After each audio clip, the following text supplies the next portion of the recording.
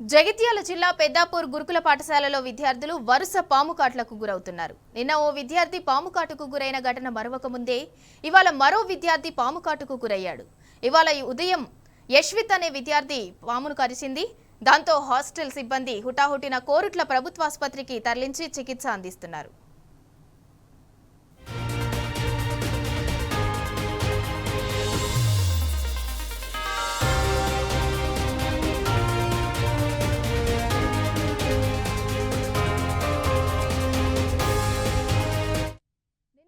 తరగతి చదువుతున్న ఓంకార్ అఖిల్ అనే విద్యార్థికి ఉదయం స్నానం చేస్తుండగా పాము కరిచింది. అఖిల్ కూడా కోరుట్ల ప్రభుత్వాసుపత్రిలోనే చికిత్స పొందుతున్నాడు. విద్యార్థులు వరుస పాముకాట్లకు గురవుతుండటంతో తల్లిదండ్రులు ఆందోళన చెందుతున్నారు. ఇదే పాఠశాలలో ఇప్పటి వరకు 6 విద్యార్థులు పాముకాటుకు గురయ్యారు. వారిలో 2 విద్యార్థులు మృతి చెందారు. అయినా కూడా అధికారులు పటిష్ట చర్యలు తీసుకోకపోవడంపై స్థానికులు, విద్యార్థుల తల్లిదండ్రులు ఆగ్రహం వ్యక్తం చేస్తున్నారు. రైట్, ఇక జగిత్యాల జిల్లా పెద్దాపూర్ గురుకుల పాఠశాలలో విద్యార్థులు వరుస పాముకాట్లకు గురవుతున్నారు. ఇదే అంశానికి సంబంధించి మరింత సమాచారం మా ప్రతినిధి సందీప్ అందిస్తారు. సందీప్, చెప్పండి, ఇప్పుడు విద్యార్థి పరిస్థితి ఎలా ఉంది అసలు? ప్రస్తుతానికైతే ఐసీయూలో ట్రీట్మెంట్ అవుతున్నారు. వారికి యాంటీ వీనం ఇంజెక్షన్ నిన్న ఇవాళ పాముకాటు గురైన మరొక యశ్విన్ అనేటువంటి విద్యార్థికి 2 కూడా యాంటీ వీనం ఇంజెక్షన్ ఇచ్చి వారిని అబ్జర్వేషన్ లో ఉంచారు. ప్రస్తుతం వారు కోరుట్ల ప్రభుత్వ ఆసుపత్రిలో ట్రీట్మెంట్ అయితే వారికి కొనసాగుతోంది. అయితే నిన్న మధ్యాహ్నం సమయంలో ఒక విద్యార్థి పాముకాటుకు గురికాగా ఇవాళ మరొక విద్యార్థి ఉదయం మరో విద్యార్థి కూడా పాముకాటుకు గురయ్యారు. 2 ప్రస్తుతం అయితే ట్రీట్మెంట్ కొనసాగుతోంది. తల్లిదండ్రులు అసలు ఏం జరుగుతుంది పెద్దాపూర్ గురుకుల పాఠశాలలో, అసలే నిరుపేదలు ఉండేటువంటి ఈ పాఠశాల కళాశాలలో ఈ రకమైన పరిస్థితి నిత్యం కొనసాగుతుండటంతో వారంతా ఆందోళన చెందుతున్నారు. ప్రస్తుతానికైతే పాఠశాల వద్దకు పెద్ద ఎత్తున కూడా తల్లిదండ్రులు చేరుకుంటున్నారు.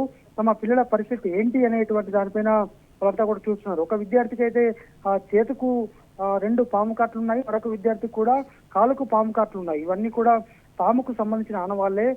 కీట విషపూరితమైనటువంటి పాములు, అలాగే ఇతర తేలు సంబంధించే ఈ యాంటీ వీనం ఇంజక్షన్ ఇస్తామని వైద్యులైతే చెప్తున్నారు. ప్రస్తుతానికైతే ట్రీట్మెంట్ కొనసాగుతుంది. జిల్లా కలెక్టరు ఈ తల్లిదండ్రులకు ధైర్యం ఇచ్చే ప్రయత్నం అయితే చెప్తున్నారు. ప్రస్తుతం వారికి సంబంధించి అయితే ట్రీట్మెంట్ కొనసాగుతుంది. మరి 30 to 32 గంటల పాటు వారిని అబ్జర్వేషన్ లో ఉంచాము, వారికి ట్రీట్మెంట్ అయితే అందిస్తున్నాము, ఎటువంటి ఇబ్బంది లేకుండా చూసుకుంటామని ధైర్యం ఇచ్చే ప్రయత్నాన్ని జిల్లా యంత్రాంగం చెప్తుండగా ఆగస్టు నెలలో ఘనాదిత్య అనే అబ్బాయి, మరో 15 రోజుల వ్యవధిలో అనిరుద్ అనేటువంటి మరొక విద్యార్థి, 2 కూడా 15 రోజుల వ్యవధిలో మృతి చెందారు. దీనికి బాధ్యులుగా 2 ప్రిన్సిపల్ని కూడా సస్పెండ్ చేశారు. ఇది జరిగినటువంటి 2 నెలల్లో 2 నెలలు పాఠశాల కళాశాలను కూడా మూసివేశారు. ఆ తర్వాత కూడా వారికి ధైర్యం చెప్పుతూ మళ్ళీ పాఠశాల పునః ప్రారంభం కాగా మళ్ళీ అదే పాఠశాలలో కిచెన్ లో ఎలుకలు ప్రత్యక్షమయ్యాయి. దీంతో అక్కడ విద్యార్థులు ఇబ్బందులు పడ్డ దృష్ట్యా వారిని కూడా ఈ సందర్భంగా అప్పుడు బాధ్యులు చేస్తూ ఫుడ్ ఇన్ఛార్జ్ గా ఉన్నటువంటి ఒక టీచర్ ను సస్పెండ్ చేశారు. ఆ టీచర్ ను సస్పెండ్ చేయడంతో పాటు ఇప్పుడు ఉన్నటువంటి మాధవి అనే ప్రిన్సిపల్ కు మెమో జారీ చేశారు.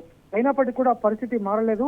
ఇది జరిగిన 2 రోజులకే ఇదే పాఠశాలలో 4 విద్యార్థులు కుక్క కాటుకు గాయపడ్డారు. వారికి కూడా ట్రీట్మెంట్ గుట్టు చప్పుడు కాకుండా ట్రీట్మెంట్ అందించారు. ఇది జరిగినటువంటి మరొక 15 రోజుల వ్యవధిలో ఇవాళ తాజాగా నిన్నొక విద్యార్థికి ఈ పాము కాటేయడము, మళ్ళీ ఇవాళ మరొక విద్యార్థికి పాము కాటేయడం అనేది కలకలం రేపుతోంది. మొత్తంగా పెద్దాపూర్ గురుకులంలో అసలు ఏం జరుగుతుంది? 50-60 ఏళ్ల చరిత్ర ఉన్నటువంటి పాఠశాల, దాదాపు 650 మంది విద్యార్థులు ఇందులో చదువుతున్నారు. ఈ క్రమంలో వీరందరికీ బాధ్యులు ఎవరు, దీనికి రక్షణ ఎవరు ఉంటారనేది ఇప్పుడు ప్రశ్నార్థకంగా మారింది. మొత్తానికైతే ప్రస్తుతము ఇంకా పెద్ద ఎత్తున పేరెంట్స్ అయితే స్కూల్ కు చేరుకుంటున్నారు. మరోవైపు హాస్పిటల్ వద్ద తల్లిదండ్రులు అయితే అసలు మా పిల్లలకి ఏం జరిగింది, ఇంకా ఎవరెవరికి ఏం జరిగిందన్న దానిపైన మాత్రం మొత్తానికైతే ఒక కాస్త గందరగోళ వాతావరణం అయితే ఇక్కడ నెలకొంది. పెద్దాపూర్ గురుకులం అంటేనే దాదాపు ఎన్నో ఏళ్ల చరిత్ర ఉన్న పాఠశాలలో ఈ విధంగా జరగడం అయితే కలకలం రేపుతుంది. Sindhura. Right, thank you Sandeep Rao.